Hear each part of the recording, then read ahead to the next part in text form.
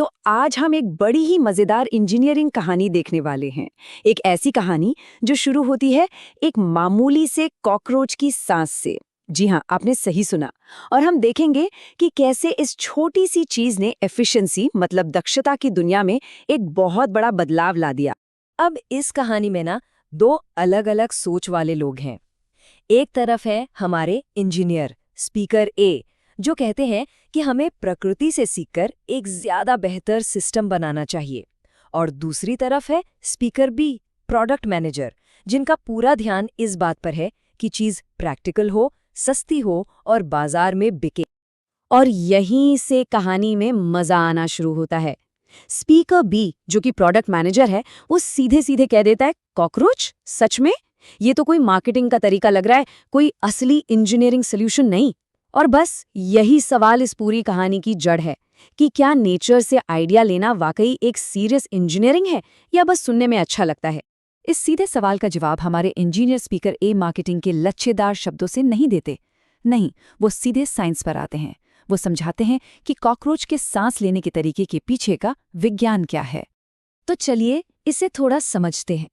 Speaker ए समझाते हैं duty cycle breathing का कॉन्सेप्ट। देखिए, ये चार्ट दिखाता है कि कॉकरोच अपने सांस लेने वाले वाल्व, जिन्हें स्पाइरैकल्स कहते हैं, उन्हें ज्यादातर समय बंद रखता है, लगभग 70% टाइम। ऐसा करके वो अपनी एनर्जी और शरीर का पानी दोनों बचाता है। और अब जो आंकड़े सामने आते हैं वो सच में कमाल के हैं। जरा सोचिए, जो जीव लगातार सांस लेते हैं उनकी तुलना में ये 40% कम ऑक्सीजन इस्तेमाल करता है। और जब ये सांस लेता है, उस छोटे से ओपन फेज में ये हवा से 91% ऑक्सीजन खींच लेता है। और तो और, जब बाहर ज्यादा धूल मिट्टी हो तो ये अपने वॉल्व बंद कर लेता है। कितना सरल पर कितना ज्यादा असरदार सिस्टम है। यहाँ पर स्पीकर बी एक बहुत ही प्रैक्टिकल सवाल उठाते हैं। वो कहते हैं, ठीक है, मान लिया कीड़े के लिए ये बहुत अच्छा है, पर हमारे मशीन के लिए हम सीधे सीधे पंखे की स्पीड क्यों नहीं बढ़ा देते? हवा तेज चलेगी तो ज्यादा कण पकड़ेगी, ये ज्यादा आसान नहीं है? सवाल तो एकदम सही है। और इसका जवाब देने के लिए स्पीकर ए समझाते हैं कि हमने कॉकरोच की नकल नहीं की है। हमने उसके काम करने के तरीके, उसके पीछे के लॉजिक को इंजीनियरिंग में बदला है। और स्पीकर बी की जो चिंता थी कि सिस्टम और मुश्किल हो जाएगा, उसका जवाब देखिए कितना शानदार है। कॉकरोच के शरीर में तो असली के मैकेनिकल वाल्व हैं जो खुलते बंद होते हैं, लेकिन हमारे इंजीनियरिंग तरीके में कोई वाल्व है ही नहीं, कोई हिलने डुलने वाला पुर्जा नहीं, सिर्फ कोड है। इसे कहते हैं PWM या पल्स विद मॉड्यूलेशन। मतलब हमने मुश्किल मैकेनिकल चीज को हटाकर उसे एक आसान सॉफ्टवेयर से बदल दिया। और ये देखिए, कोड में ये सिद्धांत कितना सादा और सुंदर लगता है। बस इतना ही है, पंखे को 20% पावर पर 10 सेकंड के लिए चलाओ और फिर 5 सेकंड के लिए पूरी तरह बंद कर दो। ये ठीक वही काम कर रहा है जो कॉकरोच की सांस करती है, लेकिन एकदम सरल इंजीनियरिंग तरीके से।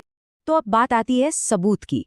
स्पीकर बी को मनाने के लिए शब्द काफी नहीं है, उन्हें चाहिए डेटा। तो स्पीकर ए अब लैब और कंप्यूटर सिमुलेशन के पक्के सबूत सामने रखते हैं। और पहला सबूत हैरान करने वाला है, बिजली की खपत। लगातार हवा फेंकने वाले सिस्टम के मुकाबले इस रुक रुक कर चलने वाले यानी कि पल्स्ड फ्लो सिस्टम ने लगभग 70% कम बिजली इस्तेमाल की। और कमाल की बात यह है कि एयर फ्लो उतना ही असरदार रहा। ये तो इस नए तरीके के लिए एक बहुत बड़ी जीत थी। लेकिन बात सिर्फ बिजली बचाने की नहीं थी। ये तरीका हवा के बहाव को भी बेहतर बना रहा था। कंप्यूटर सिमुलेशन से पता चला कि टर्ब्यूलेंस यानी हवा में जो हलचल होती है वो 44% कम हो गई।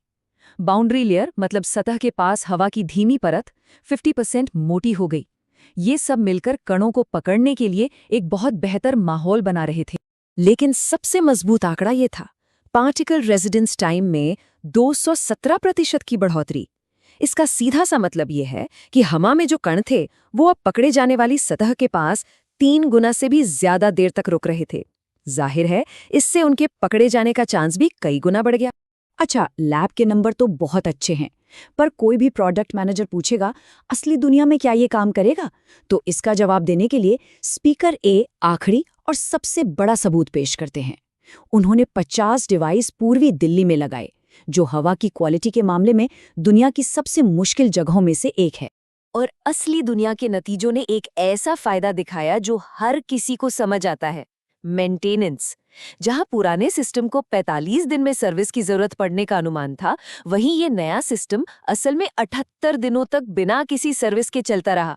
ये तो लगभग डबल टाइम है। कुल मिलाकर इस फील्ड ट्रायल के नतीजे शानदार थे।